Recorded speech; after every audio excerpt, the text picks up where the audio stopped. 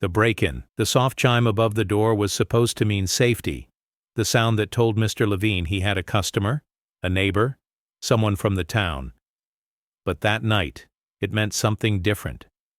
It was almost 9 p.m. when the man walked into Levine's Market wearing a dark hoodie, a blackface covering, and hands that shook more than they should have. The store was small, no bigger than a double-wide trailer, tucked between a shuttered laundromat and a barber shop that hadn't had customers in weeks. Mr. Levine, 74 years old, leaned over the checkout counter, counting quarters into neat stacks. The man didn't speak at first. He just walked the narrow aisles slowly, like he wasn't sure if this was the place. Mr. Levine barely looked up. There wasn't much to steal unless you liked canned beans, old candy bars, or expired greeting cards. But this wasn't about merchandise. This was about something else. "Store's closing in 5, Mr. Levine said in his usual dry rasp, not bothering to look up. The man stopped by the bread shelf, his breathing heavy. His hands gripped the edge of the shelf like he needed to hold something real. Then he turned, slowly. He had a knife. It wasn't a gun, which almost made it worse. A gun was clean, quick, distant. This was personal. This was close. Empty. "The register," the man said, his voice low and fast like a kid rehearsing a lie. "Now. Don't make me ask twice." Mr. Levine turned to him, blinked once, and for a second it looked like he didn't quite understand. His hands paused over the drawer, still holding a few nickels. "You sure about this?" Mr. Levine asked, his tone not mocking, just tired, like a man who'd seen this before. "I said do it," the man barked, stepping closer. His hand trembled. The blade looked cheap, dull, the kind you'd buy in a hardware store clearance bin. Mr. Levine moved slowly, deliberately. No sudden motions. He opened the drawer. The till was light, maybe $80 total. This wasn't a big-town supermarket. People here paid in coins or on tabs written in pencil. He took out the cash, handed it across the counter without flinching. "Take it," he said. "Just don't do anything stupid." The man snatched the money, shoved it into the front pocket of his hoodie. His breathing hitched like he'd just sprinted a mile, not robbed a register.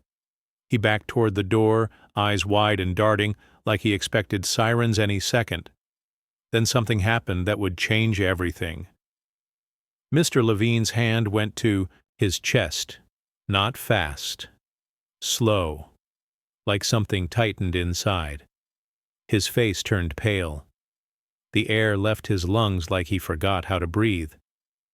He staggered back, hit the edge of the counter. The man stood frozen, still holding the knife, still wearing the mask, still halfway to freedom. "Wait! Wait! Hey!" the man said suddenly, stepping forward. Mr. Levine collapsed. It wasn't dramatic. There was no scream.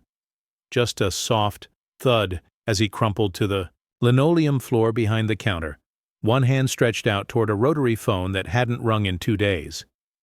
The man looked at the door, then back at the old man on the ground, and he ran. Outside, the night was sharp. Cold wind blew wrappers across the sidewalk. The street was mostly empty, save for one flickering street lamp and the glow of the all-night gas station across the road. The man sprinted down the block, his chest pounding harder than during the robbery itself. Tyrell Harris didn't plan to rob anyone that night. He told himself that a dozen times as he ducked into an alley, pulled off the mask, and leaned against the graffiti-smeared wall like it could hold him together. He wasn't a bad guy. Not anymore. It had been 6 months since prison. 6 months of filling out job applications only to get ghosted. 6 months of standing in food pantry lines with other ex-cons, avoiding eye contact with anyone who might have known his name from Channel 5's crime segment. 6 months of, "We'll call you," and, "Sorry, no felons." He needed money. That was true. But he didn't need to scare an old man. He didn't need to watch that man fall over like something inside him had cracked. Tyrell felt the cash in his hoodie. It felt like it weighed 100 pounds. He walked, for miles that night, hoodie down, head low. By 3 a.m. he was back at the Flop House. One room, no heat, a sink that coughed instead of running. He dropped the cash on the mattress and sat on the edge of the bed, staring at the cracked ceiling. He didn't sleep. All he saw was the old man's face. Morning came. Tyrell turned on the small radio near the window. Static. Then a voice. Late. Last night, local shop owner Arthur Levine suffered a cardiac event during what police suspect may have been a robbery. Mr. Levine, 74, remains in critical condition at St. Mary's Hospital. Authorities are asking for any information. Tyrell turned it off. He sat still for a long time. Then he opened the drawer next to his bed and pulled out a small envelope. Inside were 3 things: a worn photo of a woman in a nurse's uniform, a yellowed prayer card from her funeral, and the rejection letter from the last job he applied to. The woman in the photo, his mother, died in a convenience store while people stood and watched. No one helped. Tyrell stood. He knew what he had to do. That afternoon, he walked the 6 blocks to St. Mary's Hospital. He didn't go in right away. He just stood across the street, watching people come and go, watching the world move on. Then he saw the news van. A reporter stood outside with perfect hair and too much lipstick. Police are asking for tips regarding a suspect, described as medium height, dark hoodie, late 20s, she said. Tyrell tugged his baseball cap lower. He didn't run. Instead, he crossed the street and entered the hospital.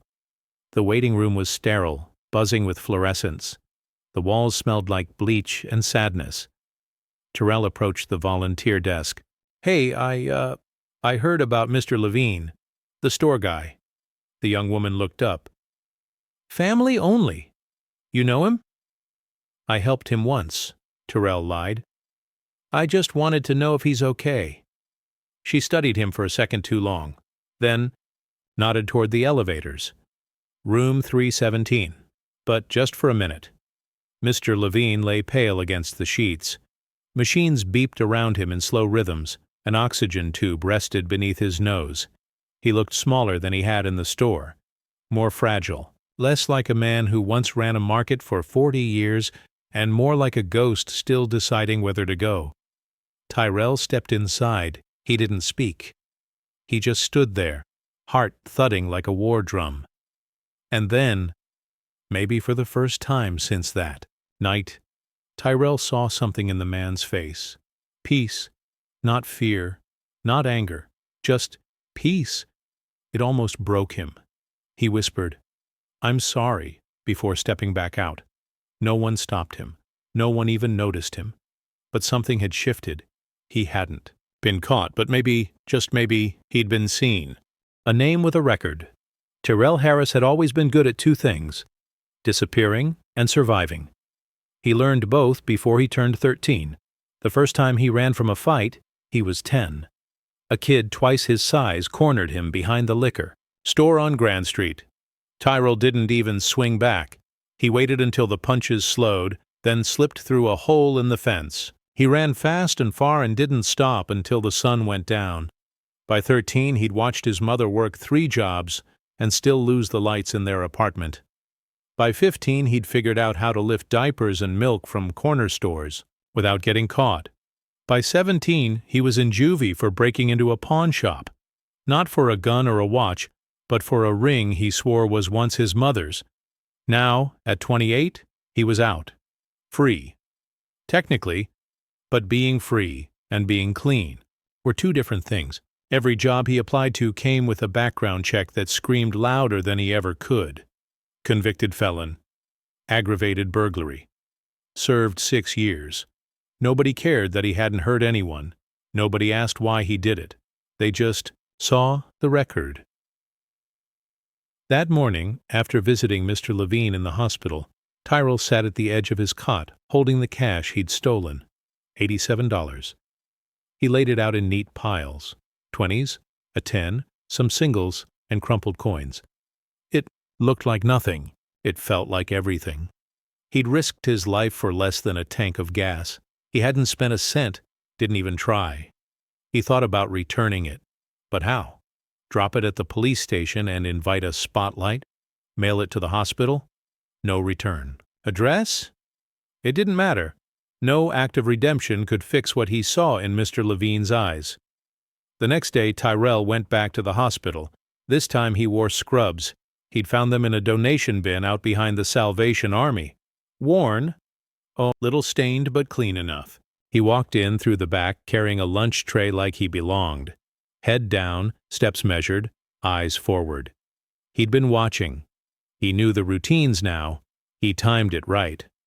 By the time he reached the third floor, he looked like any overworked volunteer. Not suspicious. Not interesting. Invisible. He entered Mr. Levine's room just as a nurse was adjusting the IV. The old man looked a little better, more color in his face. His chest rose and fell with a rhythm that sounded more like rest than struggle. "Friend of the family?" the nurse asked. Tyrell nodded. "Yeah, I just wanted to sit for a minute if that's okay." She gave him a long look, then shrugged. "You've got 5. Tyrell pulled a chair up beside the bed. He didn't say anything at first, just sat, watched, listened. He remembered a time when someone had sat beside his mother in a hospital room, a hospice nurse named Gloria. She'd hummed hymns in the dark and never asked for thanks. She'd told Tyrell that sometimes presence was the only medicine left. He'd never forgotten that. So he stayed. 5 minutes turned to 10, then 15. He wiped Mr. Levine's forehead with a damp cloth, adjusted the blanket. At one point he gently took the old man's hand. "Hey," he said, voice low. "You don't know me, not really, and I'm not proud of what I did. But I didn't mean for it to go like that. I swear I didn't." He swallowed hard. "I panicked. I thought you'd be okay. Then I saw you fall." He trailed off. The monitors beeped steadily. Mr. Levine didn't move. Tyrell stood to go. But then something strange happened. The old man's fingers twitched. Not much, just a little curl, like a wave goodbye or hello. Tyrell froze. "Yeah, you hear me?" he whispered. No answer. But that twitch was real. He stood there for another long second, heart thudding. Then he left. Back at the flophouse, things were changing. Tyrell started sleeping less, thinking more. The same man who once spent nights pacing concrete yards in prison was now lying awake, wondering if a single act could ever be forgiven. He couldn't ask the cops. He couldn't talk to a priest. So he started writing letters. Not to send, just to say what he couldn't out loud. He wrote to Mr. Levine, to his mother, to the version of himself he wished existed. Most ended with a single question. Am I allowed to come back from this? Days passed. Each afternoon he returned to the hospital in disguise.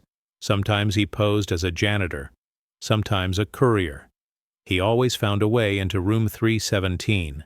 Mr. Levine was getting stronger. His color returned. The tubes came out. Eventually, the man started opening his eyes. The first time he looked at Tyrell, there was no recognition, just confusion, but not fear. Never fear. That was the part that haunted Tyrell most. Even now, Mr. Levine didn't look afraid of him. One day, while adjusting the blinds in the room, Tyrell heard voices outside the door. The store owner? Yeah, they're saying he was robbed, then had a heart attack.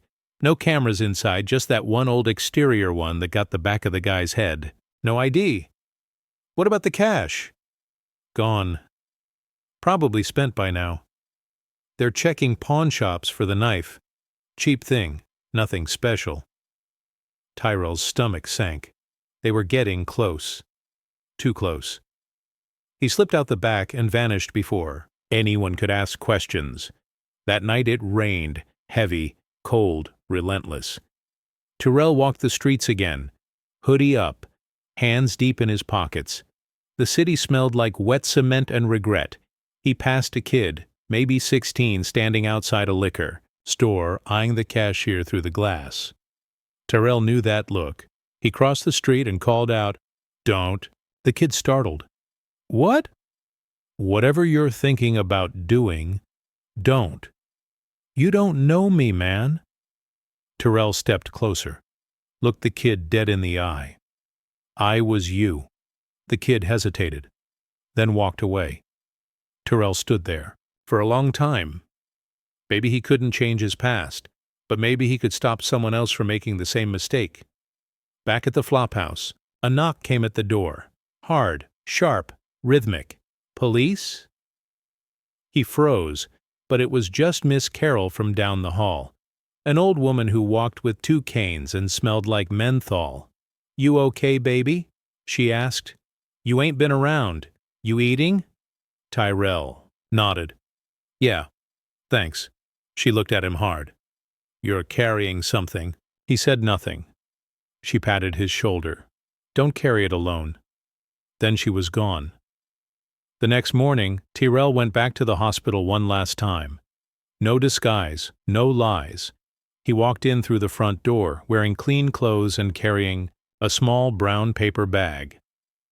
He made it to the 3rd floor just as the nurses were switching shifts. He slipped into room 317. Mr. Levine was awake, sitting up, reading a magazine with shaky hands. He looked up when Tyrell entered. Their eyes met. Neither spoke. Then, slowly, Mr. Levine nodded. Tyrell stepped forward and set the bag on the tray. "I brought your money back," he said softly. Mr. Levine didn't. Looked surprised. He didn't yell. He didn't call for help. Instead, he pointed to the chair beside the bed. "Sit." Tyrell sat, and for the first time in his adult life he felt something he hadn't in years. Permission. Not forgiveness, not absolution. Just the chance to stay. The unexpected return. The hospital room was quieter now. Not sterile, not cold, just calm. Like 2 men sitting in a room where something sacred had already been said, even if no one was sure what it meant yet. Tyrell sat hunched in the chair, his knees apart, elbows on his thighs, fingers interlocked. Mr. Levine didn't speak for a while. He just watched him. "You got a name?" the old man finally asked, his voice gravelly, not weak, just weathered. Tyrell hesitated. Then, with quiet resignation, said, "Tyrell." Mr. Levine nodded. "Well, Tyrell, you want to tell me why you came back?" Tyrell swallowed. "I didn't come back to finish what I started. I never wanted to hurt you." "That's supposed to make me feel better?" Mr. Levine asked. His tone wasn't cruel, just honest. Tyrell looked down. "No, just telling you the truth." The old man let out a breath. "You know what I remember? Not the knife, not the yelling, not even the money. I remember your eyes." Tyrell blinked. "You looked more scared than I was," Levine said, shifting on his pillows.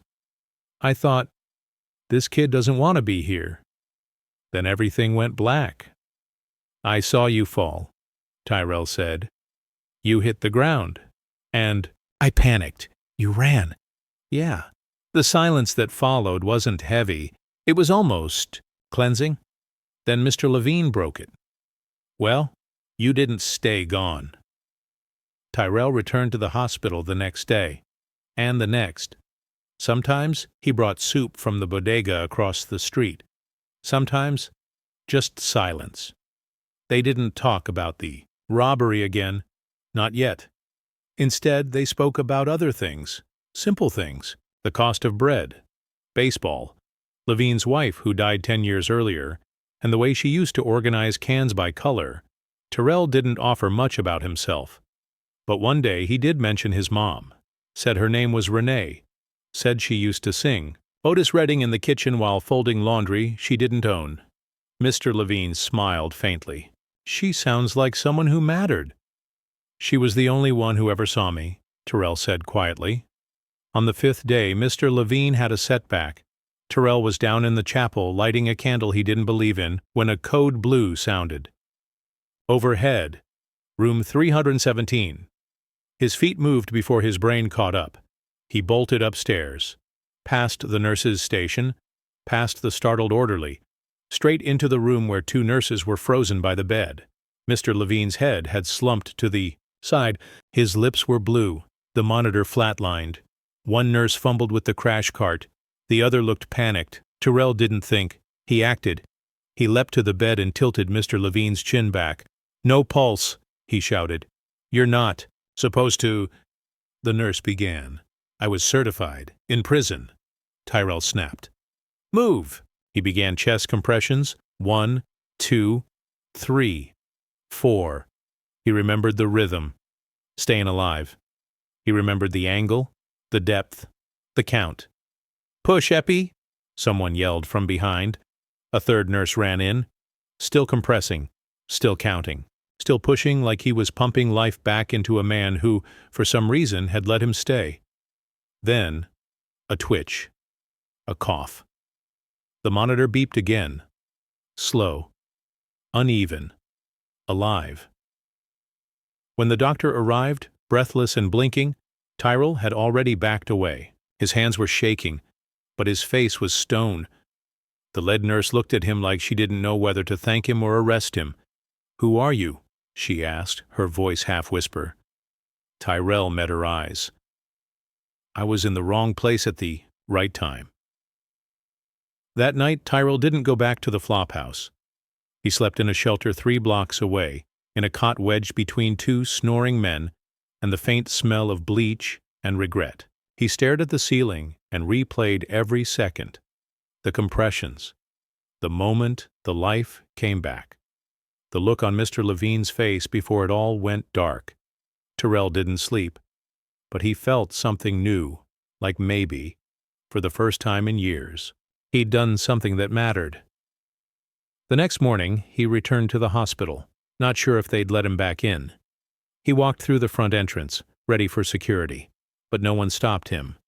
The nurse at the desk looked up. "Room I 317, he asked for you."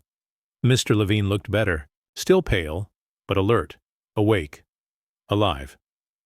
"You saved my life," he said plainly as Tyrell pulled up the chair. "You would have done the same for me," Tyrell said. Mr. Levine looked him over. "Would I?" Tyrell didn't answer. The old man laughed. "Just once." "Maybe not, but I'm glad you did." They sat in silence again. Something passed between them. Not forgiveness, not yet, but recognition. "You want to know what's funny?" Levine asked. "When I was on the floor of that store, clutching my chest, I wasn't thinking about the money. I was thinking I was going to die alone." Tyrell's throat tightened. Mr. Levine looked at him. "But I didn't. You were there." Tyrell nodded. "I didn't want to be. But you were." Later that day, the police came. 2 detectives in gray suits, asking questions. Tyrell ducked out before they saw him, but he knew his time was running out. He went to the park that night and sat on the bench near the duck pond. It was cold, quiet. The stars blinked above like a secret language. He pulled out a crumpled paper from his pocket. Another letter. This one just said, "Do I get to be more than what I did?" The next morning, Tyrell made a decision. He walked into the hospital, not as a volunteer, not as a helper, but as himself. He knocked gently on the door. Mr. Levine was reading. "The paper." "Morning," Tyrell said. The old man looked up. "You okay?" "No," Tyrell said. "But I'm done hiding." He stepped forward, hands loose at his sides. "I was the one who robbed you." Mr. Levine didn't react right away. Then, slowly he nodded. "I know." Tyrell blinked. "You knew?" "Not at first," the old man said.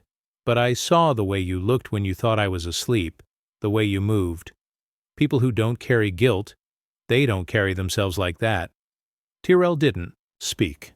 Mr. Levine folded his paper. "I was angry. I wanted to hate you. Then I saw the man who came back, the man who stayed, the man who brought soup and wiped my brow, and, most importantly, the man who didn't let me die." Tyrell's eyes burned.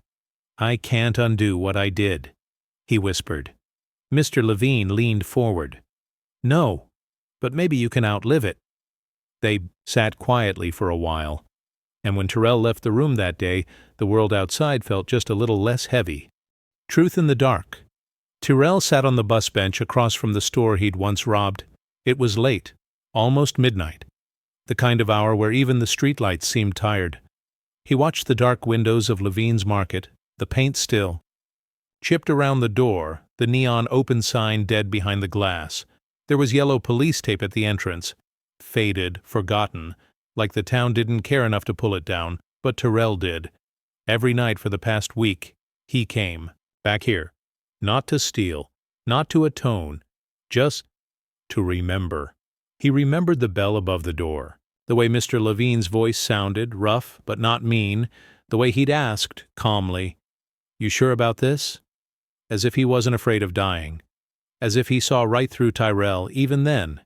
And now, even after everything, Tyrell still didn't know the answer. Was he sure?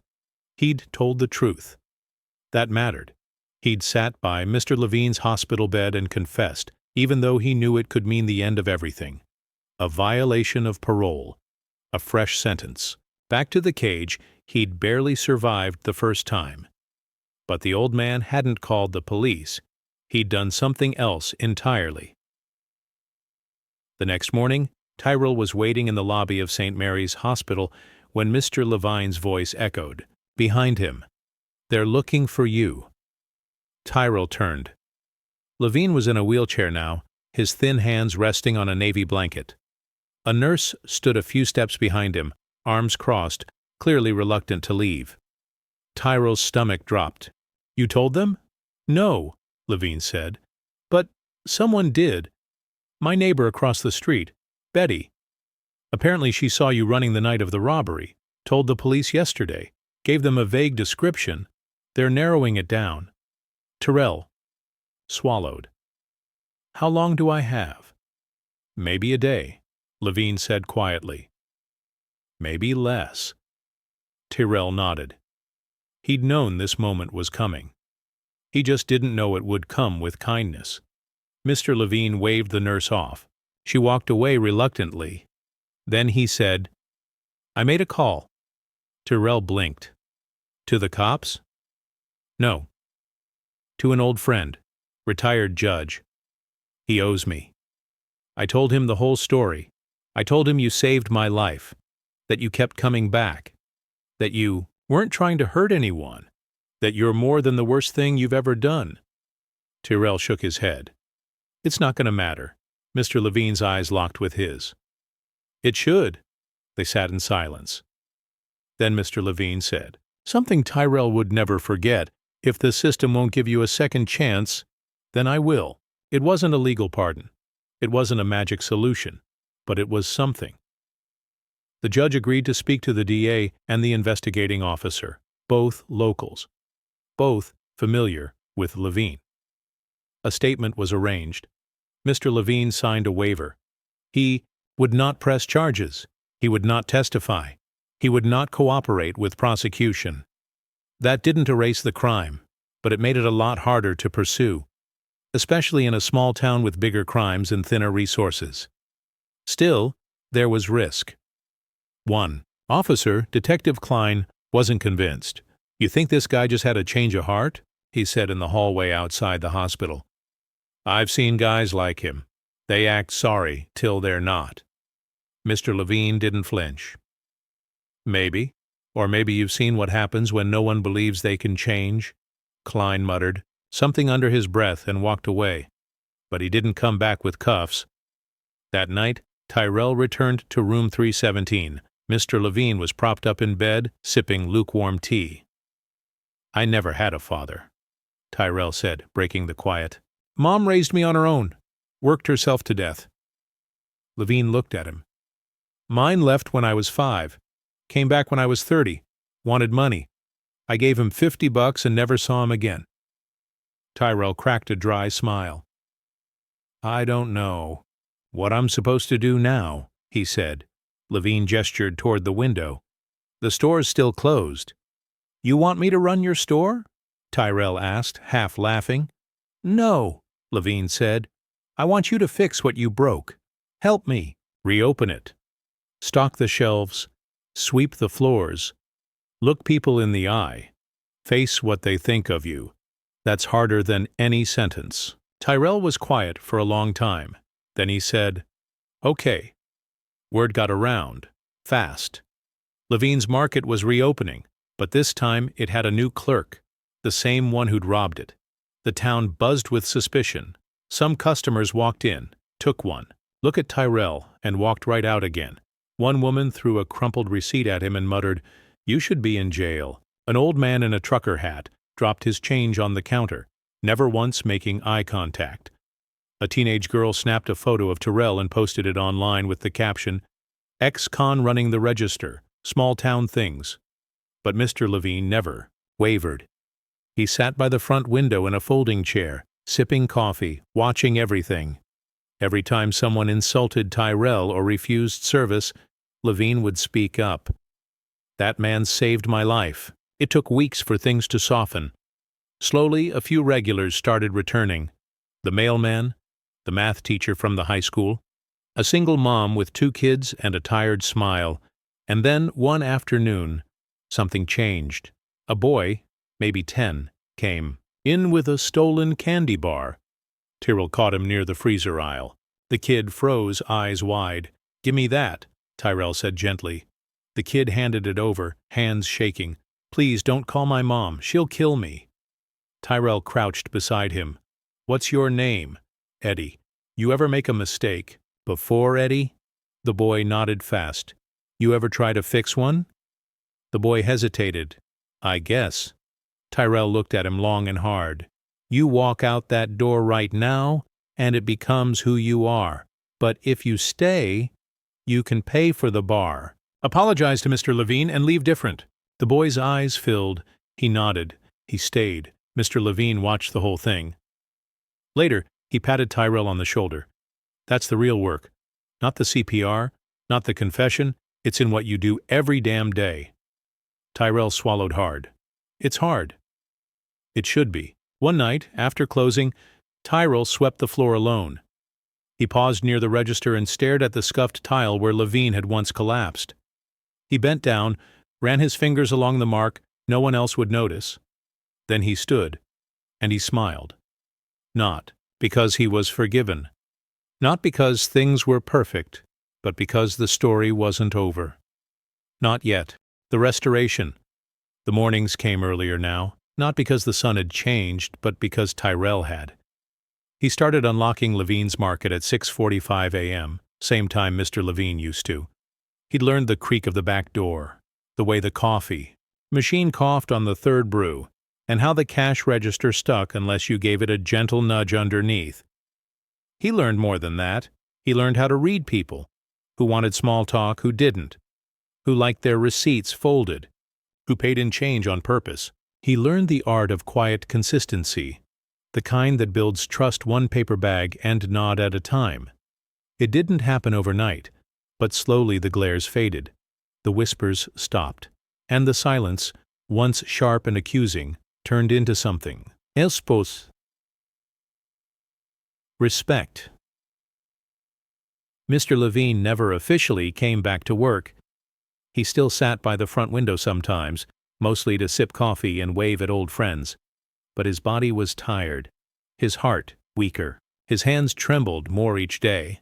Still, he smiled more now. And every time someone walked in and looked surprised to see Tyrell behind the counter, Mr. Levine would say, "That's the best man I ever hired." They never called it forgiveness, never labeled it redemption, but something had clearly shifted between them, the way old scars do when they stop aching in the cold. It became a rhythm. Tyrell opened the store. Mr. Levine sat by the window. Kids came in after school for candy. Locals dropped off flyers. A church across town started leaving food donations by the back door. The neighborhood came alive again, one humble gesture at a time. One Friday afternoon, near closing, Tyrell found an envelope tucked beneath the register drawer. Inside was a short note in shaky cursive. "Time to make it yours. Call the number." A.L. Tyrell blinked. He turned the note over. On the back was a business card. Jared Epstein, real estate attorney. The next day, Tyrell met the man at a corner diner. Epstein looked like he'd stepped off a golf course and straight into a courtroom. "Arthur Levine wants to name you co-owner of the store," he said, sliding a folder across the table. Technically, he already did. He filed the papers last week. Tyrell stared. "Why?" Epstein shrugged. "He said you earned it. Said he didn't have anyone else he trusted with the place." Tyrell sat back in the booth. He didn't speak for a full minute. Then, I don't have a business degree. You've got something better, the attorney said. The keys. That night, Tyrell walked back to the store with the envelope in hand. Levine was there, sipping tea, watching the sunset from the loading dock. You serious? Tyrell asked. The old man didn't look away from the sky. You think I'm gonna be around forever? You could have left it to anyone? I did, Levine said. I left it to the one who showed up. Tyrell didn't cry. Not then. But later, when he was alone, he opened the envelope again. Tucked beneath the paperwork was a Polaroid, faded and curled at the edges, of Mr. Levine in front of the store. Years ago. Young. Smiling. Arms around a woman with red hair and laugh lines. On the back, scribbled in pen. Build something that outlives you. A few months passed, fall came, the store changed with the seasons. Pumpkins on the steps, cinnamon sticks by the register. Tyrell added shelves, painted the door, hired a part-time kid from the neighborhood. Business grew. So did the quiet. Pride that came with it. But time, as it always does, kept moving. And one cold morning in November, Mr. Levine didn't show up. Tyrell called. No answer. He walked to the old man's apartment. The door was unlocked. Inside, the radio played soft jazz. The kettle was still warm. Mr. Levine sat in his recliner, a blanket over his legs, eyes closed, peaceful, gone. The funeral was small, just how he wanted. No eulogy, no choir, just a gathering of people who had walked through his store and walked out changed. Tyrell stood beside the casket and said the only thing that felt right. He gave me more than a job. He gave me the chance to be who I could have been all along. Afterward, Tyrell returned to the store. It felt emptier, but not hollow. He found an old receipt journal in the back office. Tucked between pages was a sticky note in Levine's handwriting. Let the store be the second chance they didn't know they needed. So that's what he did. He kept it open. He hired people like him, the overlooked, the judged, the ones with a past. He didn't ask what they did. He asked what they could become, and they became something. A year later, the town paper ran a story. From robber to owner, the man who rebuilt what he tried to destroy. A photo showed Tyrell standing behind the same counter he once leapt over. Beside him, a kid bagged groceries. A banner hung in the window. Levine and Harris Market. Underneath, in small chalk letters, someone had written, Everyone's got something to fix. Start here. One afternoon, a familiar face walked in. Detective Klein. Tyrell stiffened, but the man just nodded, grabbed a soda, and placed a $5 bill on the counter. Keep the change, he said. Then, almost like an afterthought, he was right about you. Tyrell didn't answer. He just nodded back. Later that day, a boy tried to sneak out with a packet of gum. Tyrell caught him at the door. Hey, he called gently. The kid froze. Tyrell knelt beside him. I've been where you are, he said. Doesn't have to end that way. The boy blinked and nodded. Tyrell watched him leave, then turned the sign on the door from open to closed. Behind him the store hummed with the quiet weight of legacy, the kind you don't inherit, the kind you earn.